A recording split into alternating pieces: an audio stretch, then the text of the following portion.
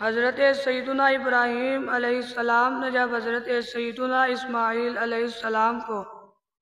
ذبح کرنے کے لیے زمین پر لٹایا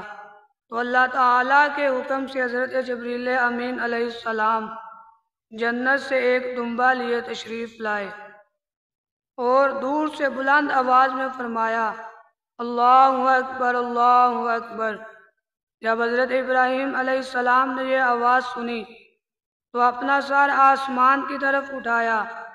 اور جان گئے کہ اللہ تعالیٰ کی طرف سے آنے والی آزمائش کا وقت گزر چکا ہے اور بیٹے کی جگہ دمبا بھیجا گیا ہے، لہذا خوش ہو کر فرمایا لا الہ الا اللہ واللہ اکبر۔ جب حضرت اسماعیل علیہ السلام کی آنکھوں سے پٹی اتاری گئی، جب آپ نے یہ منظر دیکھا تو فرمایا اللہ اکبر وللہ الحمد۔ اس کے بعد سے ان تینوں پاک حضرات کے ان مبارک الفاظ کی ادائیگی کی یہ سنت قیامت تک کے لیے جاری و ساری ہو گئی، اور ان مبارک کلمات کو 9ویں ذوالحجہ کی نماز فجر سے 13ویں ذوالحجہ کی نماز عصر تک 5 وقت کی فرض نمازیں جو مسجد کی جماعت مستحبہ کے ساتھ ادا کی گئیں،